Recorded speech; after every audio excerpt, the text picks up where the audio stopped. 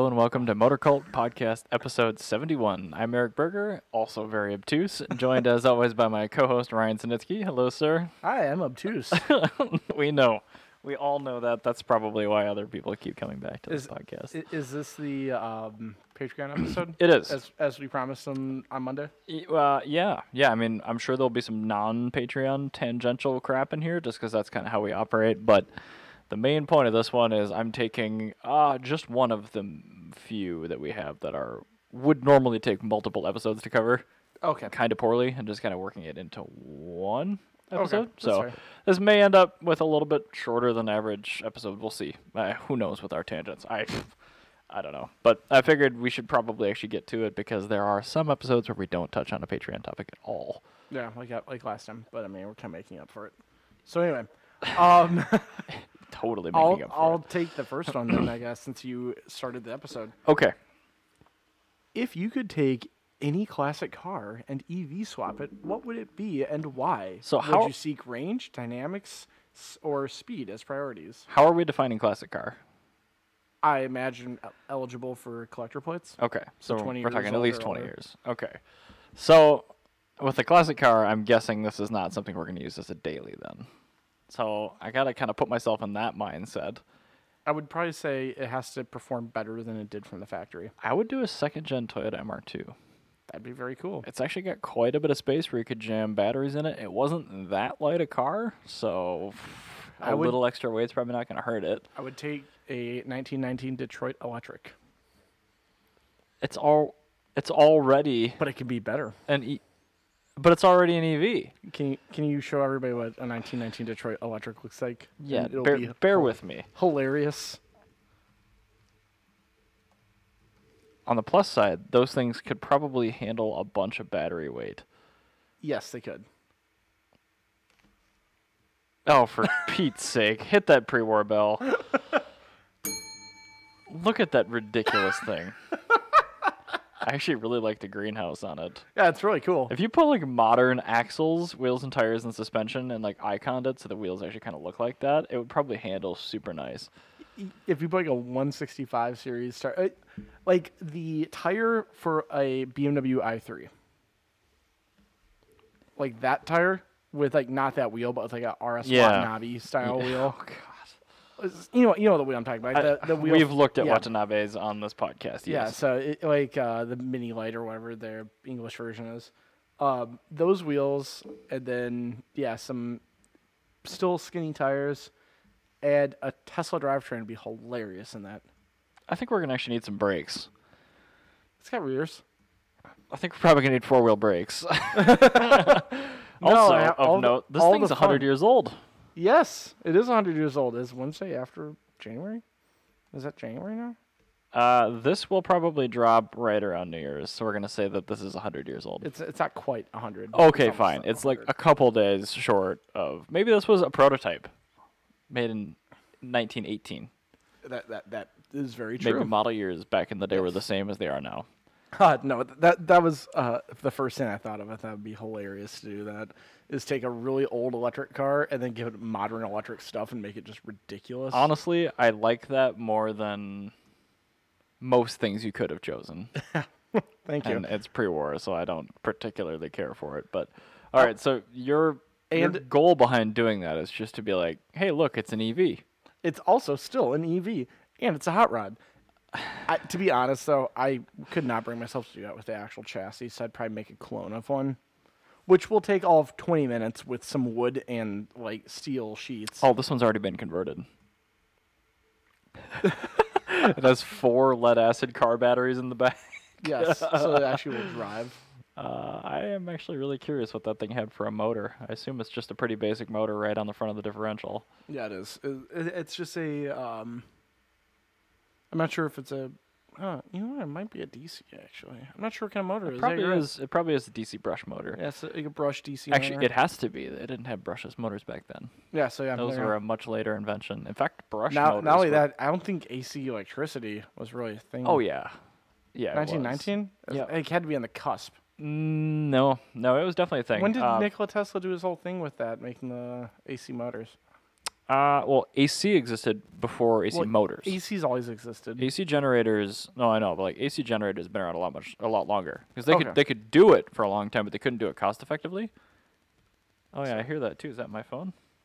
It must be, yeah. I think that was only in the headphones. So, so how they did it before they had multiple phase inducers to get the motors going. I mean, the commutator would be split up into separate sections in multiple phases, and they could produce power to be consumed in AC phases, but they couldn't make it chooch again. They couldn't put that into a motor for the longest time, just because they didn't have it quite figured out. So with the advent of like 3-phase AC motors and brushless kind of stuff, you can do that, but you need magnetic sensors and computer control. So that didn't come around until pretty recently. So yeah, this thing with like it's definitely decent. Even a 50 kilowatt AC synchronous motor and a couple of kilowatt hours of battery would be insane, way in excess of what it was originally able to do. Oh yeah, it'd be great, and it's really top heavy. It'd be hilarious to do a burnout in it. That actually would be really hilarious. But you would need front wheel brakes to do a burnout. That's true. The brakes are only on the rears, so it probably hooks up pretty decent. That thing can't weigh much. No, not at all. It's like, I think like 2,500 pounds. So how many? Okay, so like the Tesla drivetrain you're gonna use. I mean, those things have like I think they're like 1.5 kilowatt hour a piece. These wafers you can stack. So like, how many of those you can put Actually, in you know what? I wouldn't even have to do that. I could use the rear axle out of a Toyota Highlander hybrid. Because the rear axle just has an electric motor on it. True, that's like the RX-400H, right? Yeah, I would do that, and then because that'd simplify the Plenty hell of out power. of everything. Yeah, tons of power. But you could use a front-wheel drive transaxle with shortened shafts. But I'd want to keep it. I would want to keep the solid rear axle. Well, then you may as well just take a commercially available like compressor drive motor or something, and then just stick it on the end of the diff. That would work. Or leave it DC. I mean, that's a lot tougher actually. Most modern motor controllers that are any good are AC. What my goal with it though would be, I would want to look like I wouldn't want to look modern. I'd want to look like somebody probably did it, you know, maybe in like the 40s or something. And I'm guessing the original motor is so big you could hollow it out and put the AC synchronous motor inside the original one. I'd want to do an upgraded differential too. And it looks like that's a pretty big diff. That's pretty massive. I'd probably put like a 9-inch like guts into it. Just put it, like a Curry 9-inch center section painted up to look like that. Yeah, you wouldn't even tell. Honestly, making like really discrete brakes, I think would be the toughest thing. You'd probably have to get some like racing drums. Actually, I wonder. I wonder if I could do like an inboard sort of thing. Probably could. On the back, well, you could put it probably just in front of the motor in the back, but the front, I don't know. I wouldn't do front then. I would just do the rears. How are you going to do burnouts? You just let it rip. This guy got 20 series tire on that. Those tires will start spinning and do nothing. Yeah, but all the weight's in the back. Yeah, they're still going to just start spinning and do nothing. That thing probably has a 20/80 weight distribution. Yeah, you're right. With your overweight mother-in-law in the mother-in-law seat that points at you. And somebody sitting under the hood, which has nothing in it. Yeah. I wonder if how big were the brakes on the first generation Prius or Insight? The disc brakes. I'm guessing they're probably 9-point-something inches. Probably. I wonder if you could fit the disc brakes inside the drum of that. You could make like a shroud. I'm sure. That would be cool. I think that's probably a good idea. Yeah, either get like a high performance drum. Like even a modern 10-inch drum would be fine. Because then I'd get the regenerative braking too. Right, and that's probably what you would use most of the time, just on the rear axle regenerative brake. But I still think, I mean, if you're adding even a 75 horsepower, which I don't know what the Highlander Hybrid RX-400 rear axle motor is rated at, but those are like 12 horsepower. So yeah, you're gonna have a massive. It's gonna be fast. Yeah, it's gonna be fast. So I think with that, I mean, you could probably get 50 miles of range out of it with 10 kilowatt hours. So that'd be 5 of those. Well, we'll say 7 of those Tesla wafers. 7 of them? Okay. Which, I mean, that would fit just in that rear cavern probably with no problem. And well, then could you you put more stack into them? the hood too. You could also stack. That's how they're done. Oh, okay. Yeah. Or you could build your pack at 18650s. But the beauty of the Tesla ones is they have battery management built in. Nice, there you go. So really nice for thermal runaway situations. Yeah. That's probably what I would use for my MR2 conversion. Although I would take that, I think I showed you that 400 horsepower 3-phase motor on that Cobalt transaxle. Yes. I would put that in there. And then I'd probably get 2 first-gen Chevy Volt packs because those are super cheap. And that would give me 32 kilowatt hours. So What about the Leaf battery? they are not nearly as cheap. Really? They're bigger, but they're not So nearly as cheap. I know that people have been using them for first-gen Insights and making. They're great because they're so compact. Yeah, And they're very that's why. rectangular. And that's actually why it came to mind is you could put them in there, and you could fit them a lot more efficiently into that trunk. You can. With the Volt pack, you got to take it apart and rearrange it, which is not the end of the world. Yeah. But I mean, you're getting 16 kilowatt hours I'm for also- about $1,000. I'm also versus- building the car from scratch too because I don't want to actually have to tear apart a real Detroit Electric. I'd feel gross doing that. And again, like you're saying, you could replicate one of these for nothing. Yeah, So I mean, look at it. It's a phone booth. it's you just it's a phone booth with like a keg stuck on the front and a trunk stuck in the rear, and then like a weird big differential in the a back. really big differential, and somebody just stuck all of it on top of like a carriage. Yeah. So- Yeah, and there's an electric motor in there somewhere. Yeah, so that I mean, just look at that side profile. yeah, I think it'd be really really hilarious because also you sit in the back seat on it, like the driver's seat is in the back. Because like I said, it's got this thing called a mother-in-law seat, which Oh, that's actually a thing. yeah, it's a real thing. So like in a 2-seater car, they had a flip-out front seat that faced the 2-seater. Oh. So if you take a girl on a date, Oh, these are much better photos. yeah. So if you take a girl out on a date, her mother comes with her, so she knows that you're not fooling around in the car. Oh, for Pete's sake. Yeah, real life thing. Oh, you are not kidding. I can see it. Yeah, yeah, mother-in-law seat. Why? Okay, what are the bars coming up? The front one, the one forward of you. That's Wait, do you drive it from the back? yeah. So that front one is the steering tiller, and then what the brown handles the throttle.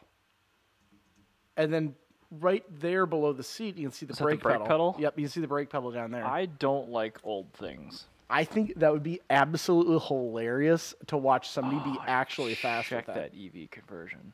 That's pretty Look cool. at the floor. This is literally made of wood. It is, and You they're, can they're make- not held down at all. Yeah, you really can just like make it out of nothing. Oh my goodness. I told you, mother-in-law seat. Oh, I guess Wow. that's the brake up there. So I wonder what the other thing was. I wonder if that was like a parking brake or something. Yeah. that is Also, kinda weird. note that's got like a clutch in it. Yeah, is that maybe it's a multiple speed? Maybe it's No. 2-speed rear end. No, I bet it's probably got a clutch, so when you're braking, it disconnects the electric motor. Maybe. Oh, I wish there was a picture of the drivetrain. Yeah, but that's a really cool. Sold for $30,000. Oh, it's so affordable.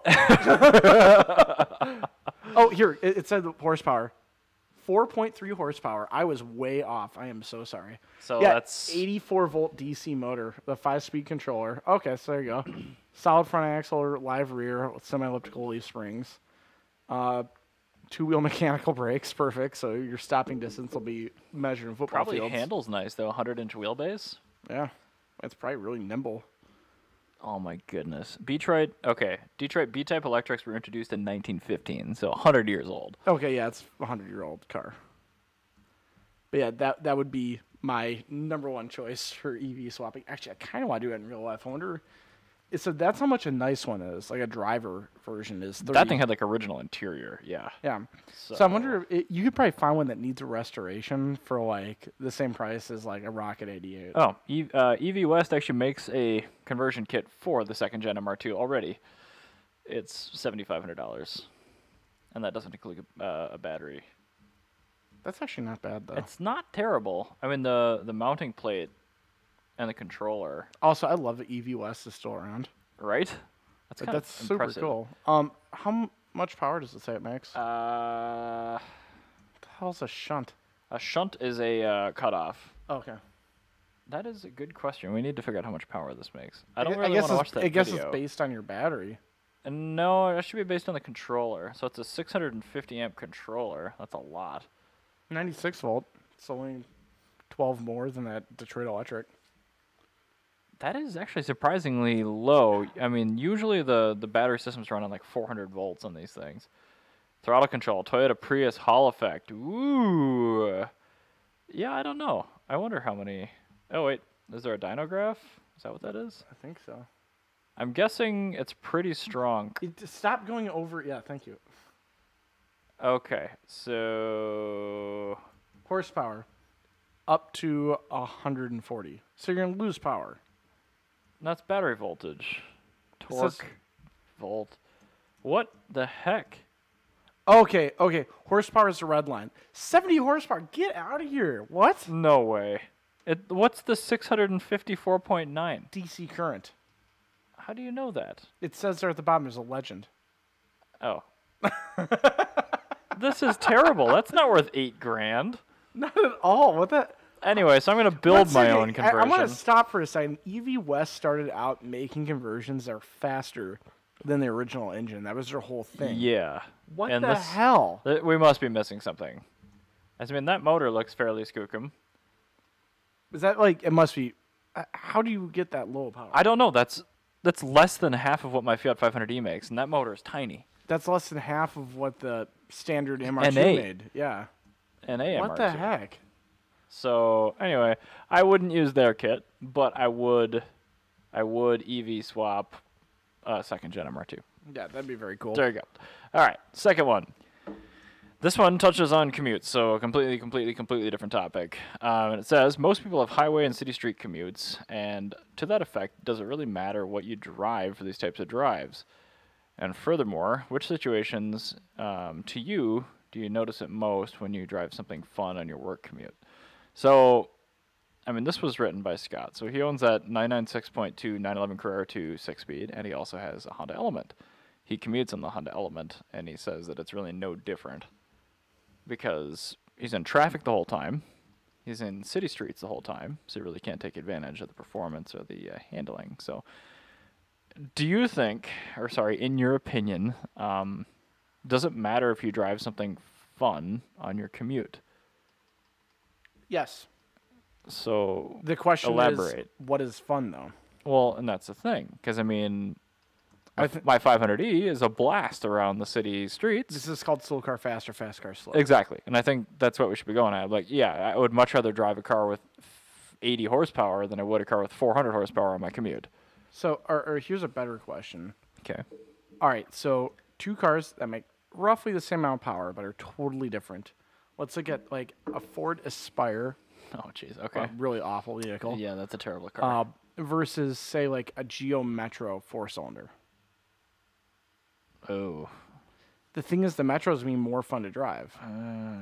But the Aspire is going to have, like, creature comforts. No, they're literally the same. They were both sub $10,000 cars. They have zero creature comforts, both of them, and actually the Can we just compare one of them to a Mitsubishi Mirage so we can elect the Mitsubishi Mirage the commute champion? This is what I'm getting at. The Ford Aspire has rear drum brakes and super small front brakes, and So does the Geo Metro. but the Ford Aspire has solid beam axle rear suspension. Yeah. The thing is, the Geo Metro though has larger brakes than the Ford Aspire. Has a independent rear suspension, unlike the Ford Aspire. Has a shorter ratio transmission, unlike the Ford Aspire. The Ford Aspire is made entirely for fuel economy only and nothing else.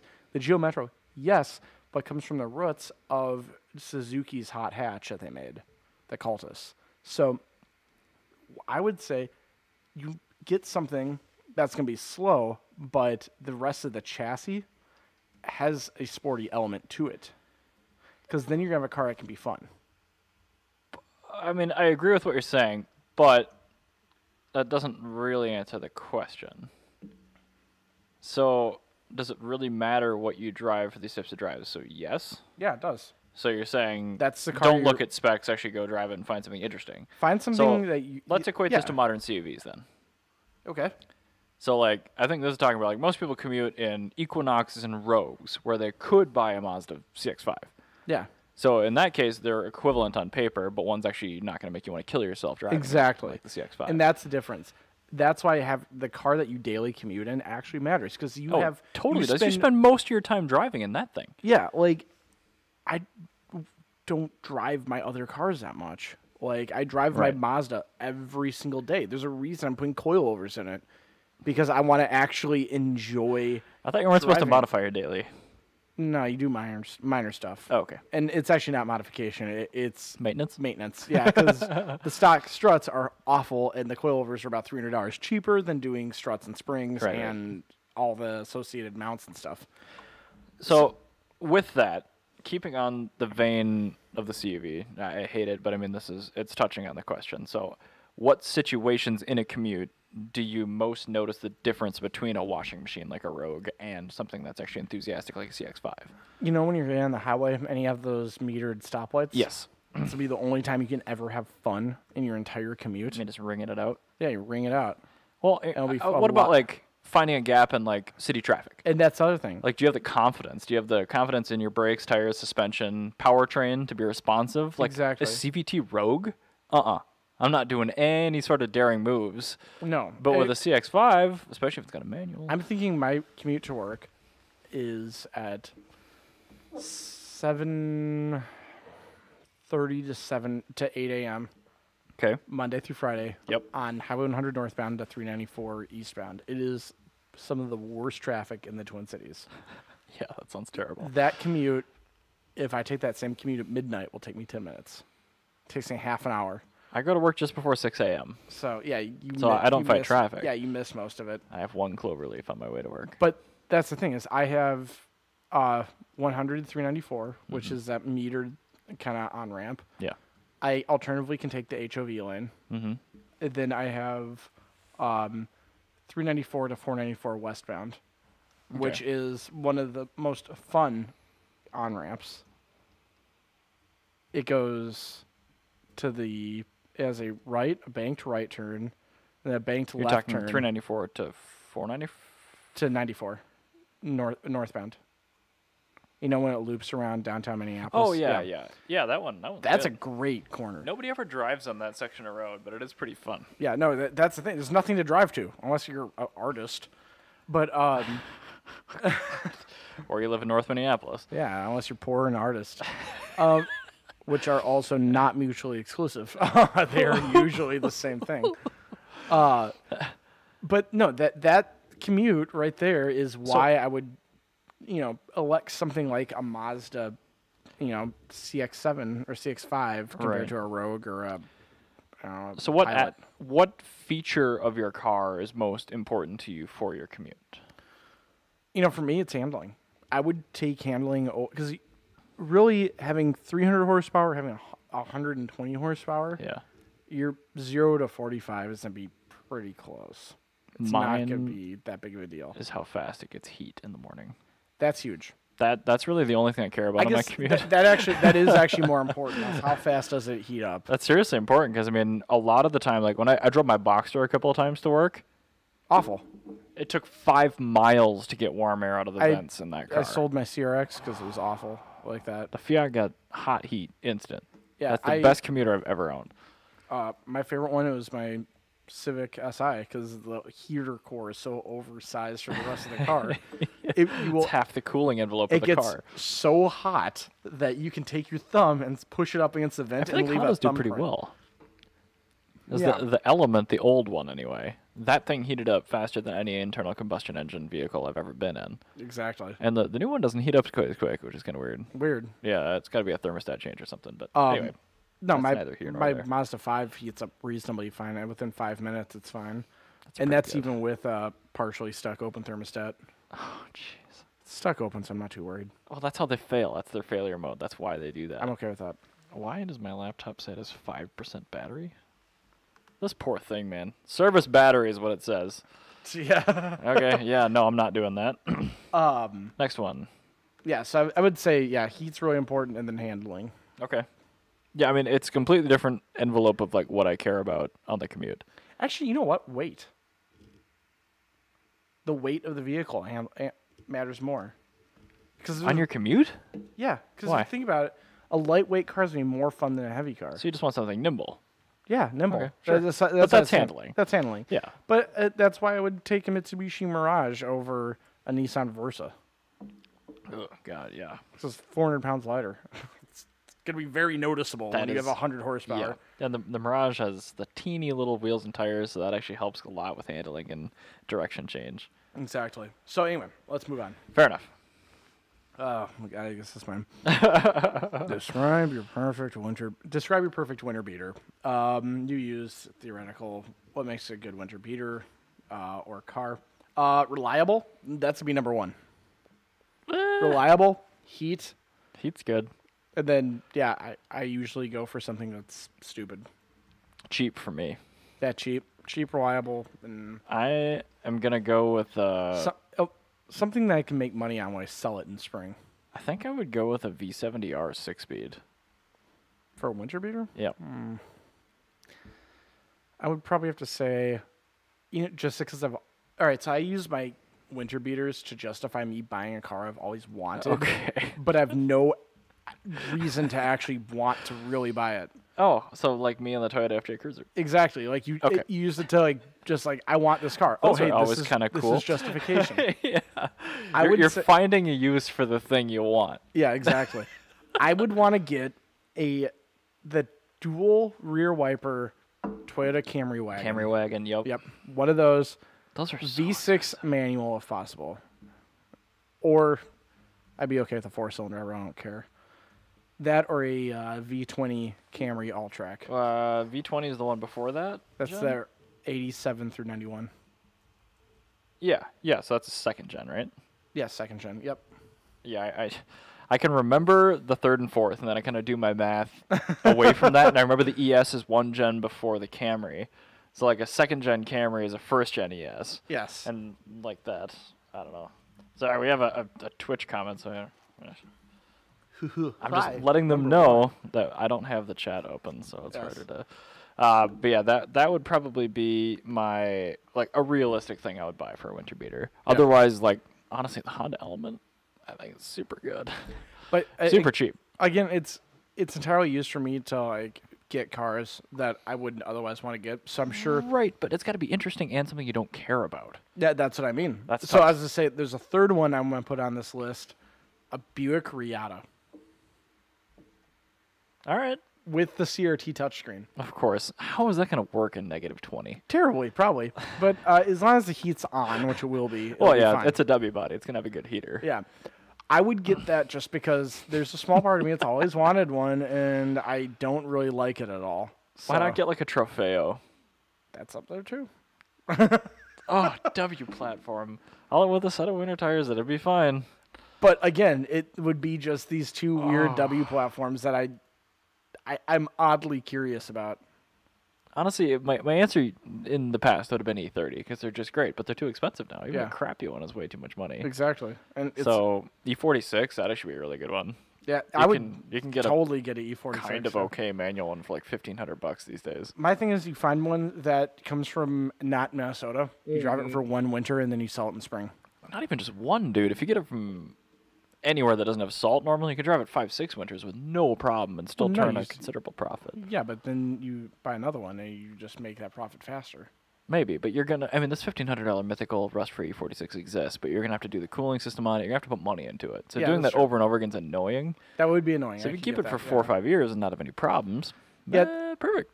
And then that's kind of where it leads me to weird Camrys and stuff. Yeah, because something you can buy one set of winter tires for and migrate cars would be nice too. That is a big plus. Something that has anything that's a 4x100 lug pattern and has a brake that's small enough to fit. AE101 Corolla 5-speed. And it has a brake system small enough to fit a 13-inch wheel. What I just said. Yeah, AE101. Oh, man, no, AE102 wagon. Oh, those aren't cheap enough. No, they cost the same. Really? I've seen 2 of those in my entire life. They are so cheap. Really? Yeah, those don't cost anything. So cool, man. I know, they're really cool cars. That is okay. Every time I get asked about somebody with a kid that's coming up and needs a car, what should we get them? AE102 or a 93 to 97 Toyota Corolla. I'm like, oh, really? I'm like, yeah, that. Yeah, 93, 97. That's just Corollas. the answer. That's it. That or a 87 through 97 Camry. Nah, 91 through 90. No, 87 through 91 is the V20. You don't want one of those. Those rust too quickly. It doesn't matter. Yes, it does. It's a winter car going to a teenager. No, you really do want the next gen because that one had the luxurious crap from all the Lexus pullovers. is true. That's actually a really solid car. That had the Onion article, like, Toyota urges 92 Camry owners to please buy a new damn car. Exactly. Okay, next one. Let's see. I can do that one. Yeah, please. Does walking, biking, busing, or a train, i.e. public transit or hippie stuff, make somebody less of an enthusiast? Yes. I don't think it does. No, it's not a bad thing. I don't think it does, because those people just don't want to buy a boring beater. That's what I mean. That's fine. Like, But they still have enthusiastic vehicles sometimes. But it's, I know a lot of people that are super into cars, like really into cars, that And commute. no, I'm not like saying it's a biking bad. in the I'm not winter. saying it's a bad thing. But it is technically making you less of an enthusiast. Why? Just because they don't take a car when they could? Yeah. Oh, okay. That's literally like what an enthusiast would be. Okay. It's like I'm a bicycling enthusiast. Sure. I Okay. drive my car everywhere. So it takes their 100% Yeah. car pie and cuts like 15% of it out Yeah, to be and a that's bicycle and enthusiast. again, it's yes, it does make you less of an enthusiast, but that's perfectly okay. There's nothing I can't fault you on that. Right. I mean, I feel like my answer would potentially change as time goes on too, because with the advent of like electric vehicles, the reason to bike or walk or public transit is just like if you can't afford an EV or if there's a parking concern. Because right now, the only times I take transit like that is when I'm going to either get super hammered somewhere or I can't park where I'm going. Exactly. Which, I mean, there's a good reason for that, but does that make me less of an enthusiast just because I'm doing that and I don't want to pay for That's a good $20 point. for parking? So, well, this is a thing. I went through this existential crisis with internal combustion engines. Okay. And because, yeah, EVs are really cool and everything. Sure. But I went through the existential crisis of like being like into classic cars and everything. I sat there and I'm like, well, yeah, I guess it does technically make me less of a classic car enthusiast. I'm not daily driving a classic car. But it doesn't matter. Just because you're not using it on a day-to-day basis doesn't mean you're not as into it. Well, that's the thing. I don't use the Titanic ever. I think true. that's pretty cool. That's a good point. But I mean, I think, I'm not sure if it's a good point, but that's a point I made. I think technically speaking, on a just strictly like, if we boil it down to like just the most basic, just like accounting form, Sure. like yeah, it does technically, but it doesn't matter, you know? Well, yeah, I think that's fair. I mean, that's not part of the question that was asked. I mean, it's like, does it make you less of an enthusiast? Yeah, probably. Does it matter? Hell no. Yeah, exactly. And that's what I'm boiling it down to. It's just like, Okay. it's like I choose to be like, yeah, if it makes you less of an enthusiast, so it makes you happier, that's fine.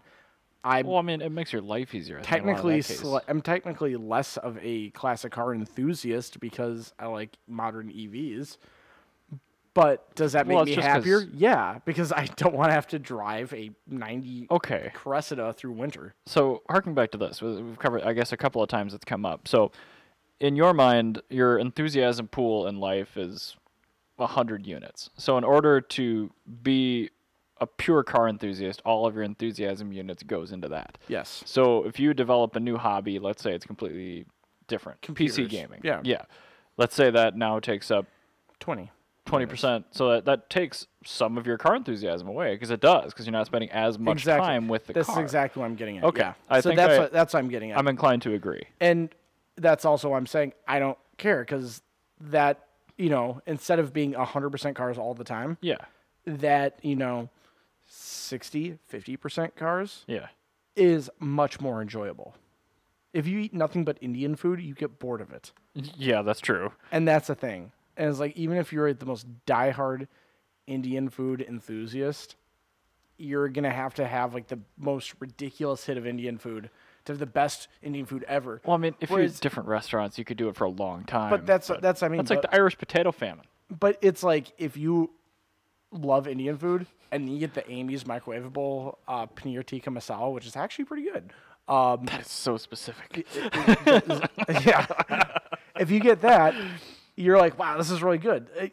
Yeah, you still love Indian food, dude. Like, It's great. But you know what? You just got the same kick from a slightly smaller, lower quality serving of Indian food, but you still got the kick of it. That's almost better related to the commuter vehicle we were talking about than this one. It's the same realm. I feel like Scott's going through this like existential crisis on his commute to work. Maybe, and we're actually Jana's got a really great doctor. we're gonna have Scott on the podcast at some point here because we can cover a lot of this stuff the way he wants to cover it too, and I think it'd actually be a pretty good guest because he is very intelligent when it comes to a lot of this stuff. But in short, yes, it does make you less of an enthusiast just because you can't devote as much brain power, time, and effort to your cars. Yes. Would conventional wisdom disagree with our answer? Yeah. Really? Conventional wisdom would be, yes, you're spending less time in a car. So it would agree with us. Oh, disagree. Yeah. It said would it says disagree. Yeah. Would it disagree with us? And you said yes, it should agree with us, so that should be no. I meant to say yes, it would disagree. No, because it would agree with us. Well, no, we would agree with us, but I think if you ask some random guy, that, like, if you go out and find some Does conventional wisdom agree with our opinion? That's no. Yes, it does. No, it doesn't. Yes, it does, because conventional wisdom would say that, yes, using your bicycle or car or whatever, walking or whatever, makes you less of a car enthusiast. Oh, okay, yes. Yeah, okay, that's all I'm getting at. Okay, yeah. All right, that's what And I'm trying to get then at. the last portion here, would Modi agree? No, it doesn't say agree. It said would Modi, and the answer is no. Modi would not. Modi would not what? I don't know. Okay. It doesn't have it. That's a sentence fragment. All right, fine. Would Modi? No. Modi doesn't. All right, next one. Would you trade lowering city speed limits to 20 or 25 from 30 in exchange for raising freeway speed limits from 55 to 60 or 65, not counting those weirdo like 45-mile-an-hour stoplight streets? Okay. I would. I think I would too, as long as the Dimmler Amendment stays in place at 65. And what's a Dimmler Amendment? Dimmler Amendment is in the state of Minnesota. If you get a ticket for doing 10 or fewer miles per hour over on a 55 road, it does not go on your driving record. Okay. So as long as that's maintained, so I can do 75 and a 65, 100%. Yeah, I agree. 100% I'm on board. My other thing is, how often do people really get cited for going ridiculously fast on a side road? Like, I'm okay going 30, 25. Honestly, yeah, I bet not that often. And 30 people or 35. generally, studies have, I think they've shown this. I mean, people will go as fast as they feel safe going on roads generally, and on the stuff where there's a bunch of driveways and stoplights, you're really not going to get people.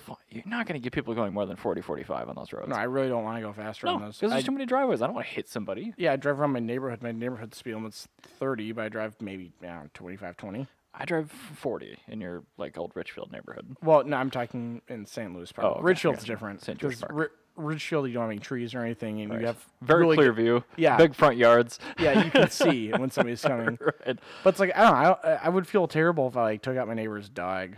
Like, I don't want to kill Poppy. She's cute. Poppy. That's my neighbor's dog's name. She's very cute. She's fuzzy and it's fantastic. But no, I don't know. I would rather that I just am able to speed on the highway, because if you hit anything on the highway, you're gonna kill it anyway.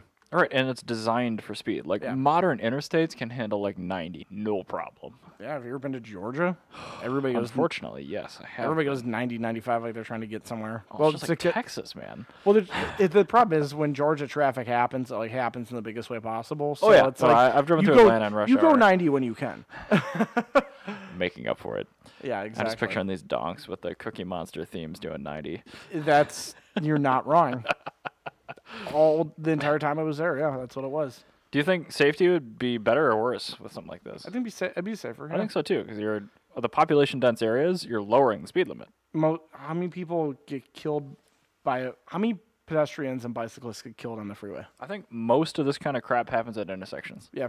So a bunch. Freeways are not a problem, and whenever you hear about somebody dying on a freeway, it's like way out in the middle. Idiot. It's like way out in the middle of nowhere where you have a stoplight on. And it's natural selection. Yeah. Or it's somebody in their X3 going up a bridge embankment. Well, it was also in Slovenia, or Slovakia. I can't remember which one. I think it's Slovakia. It doesn't matter. Yeah, they were probably drunk. Part B for the follow-up question: would this reduce frustration? Yes. Would it? Yeah. I don't think people are really that frustrated with speed limits. No, I think people are more frustrated when they're on the highway. Because you're not frustrated when you're in the city. I don't know. If I'm still going to get people sitting in the left lane doing 5 under, I don't think my frustration level is going to change. Then I think what we need is to bring back the guillotine. You heard it here first, folks. Bringing back the guillotine for driver punishment. Would angry old people get more or less angry? Probably more, because they're so used to... Perfect example. Old people on the stretch of Highway 169 that is now 60 instead of 55 like it's been forever, they still go 55 on it because they don't like change. I do get caught up on that, but it's just muscle memory at this point. As if you ever go the speed limit. I do. Okay. I drive a modern vehicle. My van insurance is significantly more expensive than my old Supra. Yeah, that's the same with my Fiat. And which is shocking to me, but it's a thing. My Porsche Boxster S was significantly cheaper to insure than my electric Fiat 500. What? Yeah. Full coverage, same deductibles, everything. Significantly cheaper. Thanks, insurance companies. You clearly know what you're doing. Suck a phallus. So I think old people get more angry because they're going to get pestered more because they don't know that they're doing something even more wrong than they were already doing before. I think you should just be allowed to lay on your horn. But if they're sitting at home rocking in their Werther's wingback or whatever the hell, they're going to be happier because people are going to be going 10 miles an hour slower in their neighborhood. I think angry old people are just going to continue to be angry. Fine, their frustration level will stay the same. Yeah. Because it's already at peak anger. That's like maxing out a GPU. All right? You just like, you wake up in the morning and you just hit 100% until you go to sleep again, drop to 0. Yeah, you're just going to be pissed. Always angry. No war. This wasn't this bad. All right, so okay, we got one more. Best driving roads you know of within the MSP metro area. So defining that within the metro area, it's within about 40 miles of the center of town. So let's pick Roseville as the center, 40-minute donut. So that gets you into Exurbia pretty much everywhere. I wouldn't say Roseville. I'd say Roseville is between Minneapolis and St. Paul. Oh, I guess you're right. So it's pretty much right in the middle of the loop.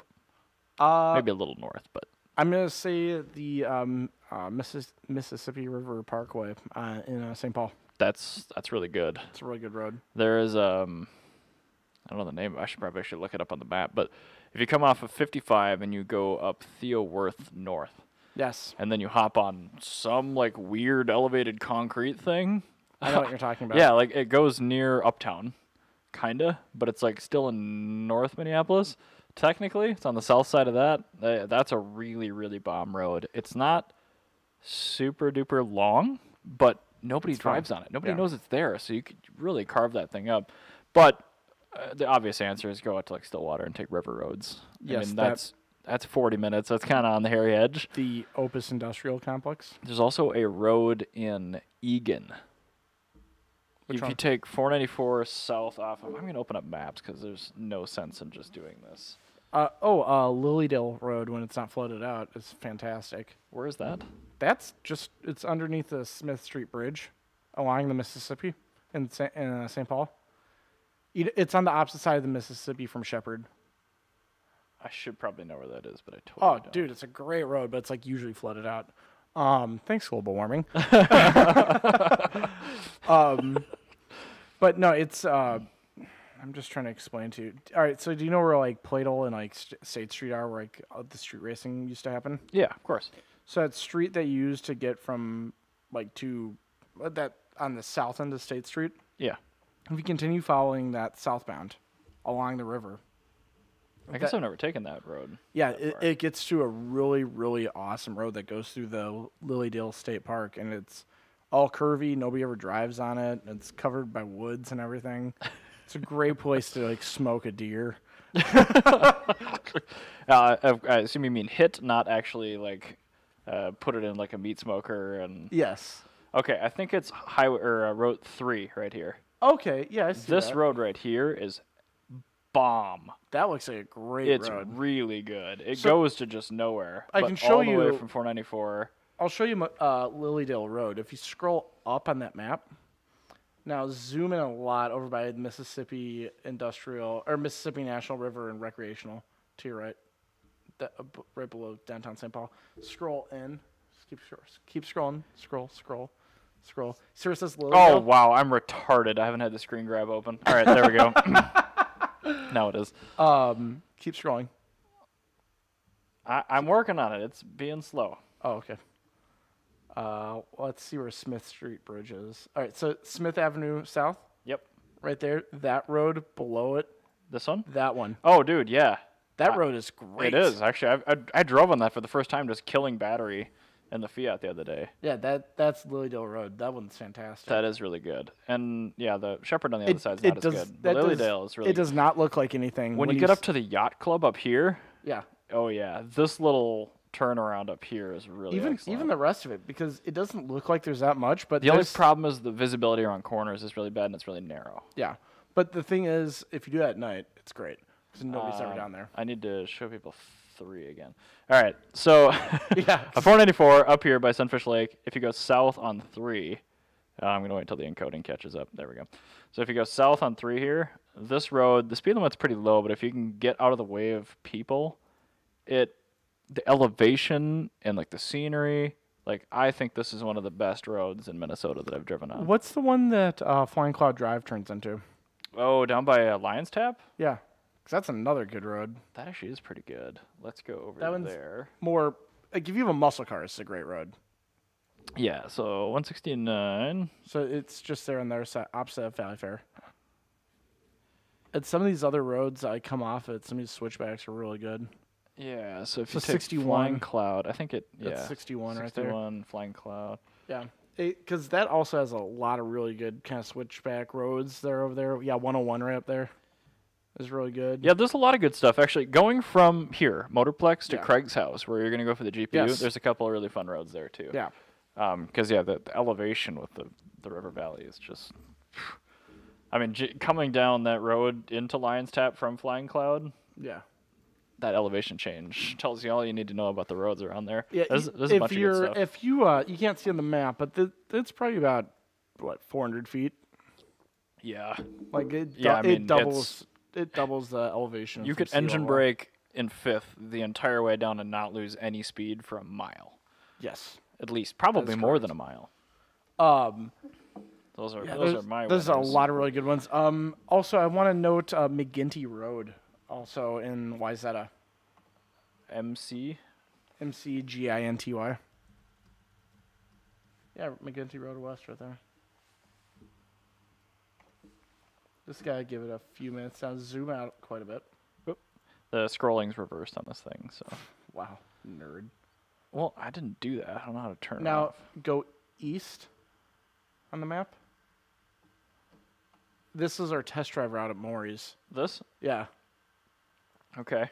That's a really good road. A lot of elevation changes. It's actually this section right here looks really good. Yeah. Yeah. After you get out of that, it's elevation changes and off-camber turns. Yeah. Really, really good. Every one of those turns that you see, those little tiny ones, are all off-camber. So what you're saying, and what we're summing up as, anywhere that's near where rivers or lakes have been. Wherever there are rivers and lakes. And there's a relatively major road. Relatively major road nearby that takes traffic off of the fun one. Yes. Oh, yeah. Because, the roads we're talking about are not high traffic roads. No, these are all very low traffic. Very low traffic. And it's like McGinty, you can hit like 60, 70 miles an hour. Allegedly. And not have trouble at all. Excellent. Many a salesperson has been fired from Maury's for getting speeding tickets on test drives. Speaking of, I had a loaner when I had Mr. Wags in for some recall work earlier this week. Did you burn out on it? No, because it's all-wheel drive and it was a 4-cylinder. But I wonder if they have data loggers and those things, because I drove that car just a complete. They don't. Complete ignorance is bliss. Yeah, I mean, I commented to Corey when I got to the house. I'm like, this car smells hot. And it was 20 degrees outside. I'm it does not smell hot. 400 miles on the odometer. I'm probably just burning stuff off the engine that's never been hot before or something. Just but ruining it. It smelled hot. So I don't know. It was a 430i X-Drive Auto Grand Coupe. Good Lord, it's nothing I want at all. They look good because it's one of those things where they call it a coupe, but it's a sedan. So they cut down the roof height quite a bit, it's called a and they sedan. put pillarless doors on it, which is kind of cool. But I mean, this engine, man, they keep bumping the power and trying to improve it, but it's slower than Mr. Wags. It just sucks. It's so bad, and it's gonna nuke the timing chain anyway. They should bring back the term holiday for a car. What do you mean? So, it's like the Oldsmobile 88s Yeah. from like the 1950s. Is this like a triple level or something? Well, no, it's a style of sedan. Okay. Well, it's actually a style of coupe technically, but you can make a four-door coupe. But it's called a holiday coupe. Okay. But yeah, they should bring back that term because that's actually a more accurate term. So what does it mean? So I guess from my understanding, because I actually had to look it up for when I did an article on the Infiniti J30, the most riveting car Nissan's ever made. The Holiday Coupe is a sporty sedan. It's exactly what they're calling coupes these days. That are those four-door, like slick top cars. They're called holiday coupes. Interesting. Yeah. Okay. I've never even heard of this, which is actually a little surprising. It's a really obscure term, but basically what it is it's a car that would otherwise be just a standard coupe. Okay. But you're meant to fit a family in it. Oh, yeah, that's a way better term than calling a four-door sedan a coupe. A Grand Sport or whatever. So call it like a holiday sedan or something? Yeah, a holiday sedan. Or just call it a holiday, because that's what it was technically called. It's called a holiday. So you could get an Oldsmobile 88. You can get it in the sedan, the hardtop sedan, the wagon, or the holiday. Okay. And the holiday is the... Oh, so this is like back in the 50s when they differentiated like just little model subtlety changes. Well, because they were totally different. Like if you see a Oldsmobile 88 hardtop sedan versus a 88 sedan, they are totally different vehicles. Are you looking it up? No, Nick is apparently here, and the door was here? locked. I don't know. He's just stopping by to say hi, I guess. Okay, cool. Good for him. Hi, Nick. Sounded so offended. I'm like, why the hell is he here? We're just about to end the episode. I can Google something for you if you want, but no. So once if you want to Google that holiday, like a Rocket 88 holiday, so you can kind of see what I'm talking about here. But yeah, this is a more accurate term for what it is. And it's a much more fun word than Grand Coupe. Yeah, so that still looks like a two-door. That is a two-door, but if you look next to it, that is what a holiday is. Oh, sure. Because they had... Four-door. Yeah, it's a four-door, but it's a pillarless four-door. Does this have a straight 8 in it? No, it's V8. Oh. The 88s are always V8. It is the Buick that you were thinking of, the Buick Super 8. You're right. But, yeah, so you get one of these with this is what the holiday is, because it's like a coupe. Don't you just love when you click on a website to make it bigger, or a photo on a website to make it bigger and it makes it smaller? I know, right? But it looks like it would be a coupe, but it's actually a sedan. That's what it is. It's a holiday. Because then if you look up a Oldsmobile 88 hardtop sedan, you'll see the difference.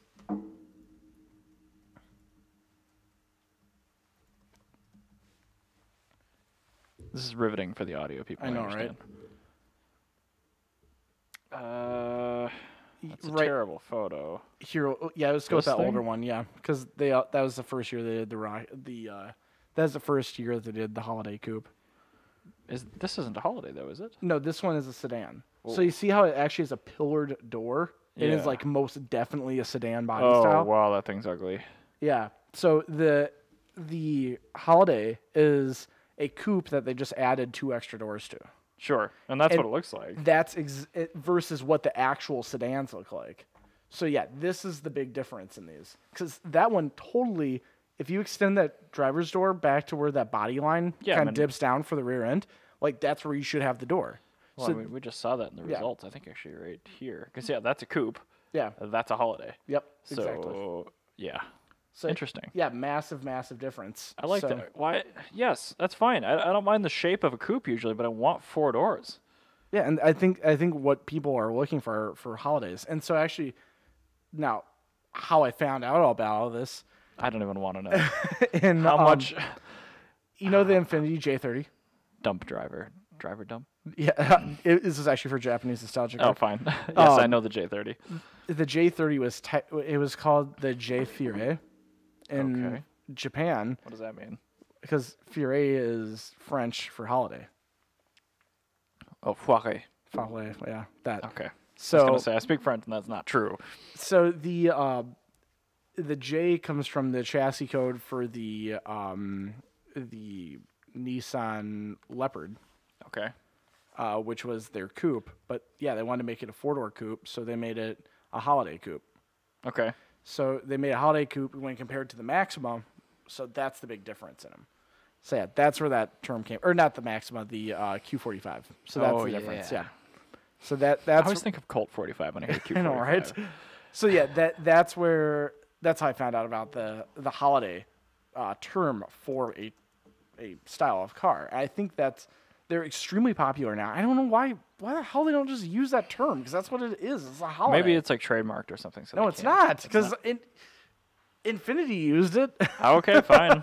Yeah. And Oldsmobile's defunct. That is true. I love that badge, though. Holiday. I know, right? Isn't that cool? Yeah. So they have BMW 430i Holiday. It doesn't really fit that well with that. Yeah, I what's guess. German for holiday? Probably like an 18-syllable angry-sounding word. Perfect. Like the Floggensflubenpafter. Yeah, that sounds perfect. Yeah, it's a lot better than Grand Coupe. Also, speaking of that, these 50s cars are getting really affordable now. It's because nobody wants them, because all the people that bought these things when they were young. I know, but I kind of want one. I would totally take a Rocket 88 Holiday like that, because those are going for about 10 grand less than they did at their peak. Okay. Like, they were just falling off of a cliff for value. Oh, dude, I know. Especially like the odd. I think these were probably way less expensive to buy than coupes secondhand, right? Actually, I think it was the Holiday was the one to have. Really? No, is the convertible is the most sought after. Okay. But the Holiday was like right up there with the convertible. Well, that's interesting that has been desirable then, because I mean that's the one I would want if I was looking for a 55, whatever the crap this is, which I'm not looking for it. Yeah, but I mean, like, that's the thing. Is like the convertibles are still insane, but everything that's not a convertible is still really cheap. And actually, oddly enough, the wagons have retained their value. Good, because wagons are the best. Yeah, like they peaked at like way less than all the other ones, but they haven't gone down. So Oh, it's a wagon. Does that surprise you? no, but I think it's really awesome that the baby boomer that bought the quote unquote wrong car in 1996 has the right car now, Yes. because his car is still worth money, and the guy with the Holiday Coupe is falling off of a cliff. So Well, I mean, the Holiday Coupe is still better than a regular coupe because it has the right number of doors. it's a gorgeous car. Also, I wonder how flimsy that back door feels with all four It's doors got to open. be just awful. Because it's pillarless. It's pillarless, yeah. and it's got 4 doors. So, and it's not suicide doors, so it's just got a stump of a support. I think it connects to the seat because it has a bench seat on it. So I think the bench seat acts kind of like a stroke. And it's body on frame. This is not good. No. Nicht geht. I will tell you, if that gets hit with the semi-truck, the semi-truck will go literally through the car. You might actually be safe if the truck goes between where you guys are all sitting. Just punches a hole straight through the car. Yeah, I'll just knock you out of the car. No, you'll probably die immediately. Yeah, you'll go right under it. Well, at least you're not going to feel it. Yeah, no, it'll be instantaneous. So maybe that should be the bombshell for the episode. I think so. The bombshell is, if you get a Oldsmobile, get the Rocket 88 Holiday Coupe. So if you get T-boned by a semi-truck, You die quicker. You're not going to feel it. You'll be okay. Yeah. There you go. You're still going to die, but just more quickly. Thank you for listening to Motorcult and our sage advice. And have a happy new year. Yeah, have a happy new year, and we'll be back next year, potentially with a new name. Alrighty, guys. Take care. Bye-bye.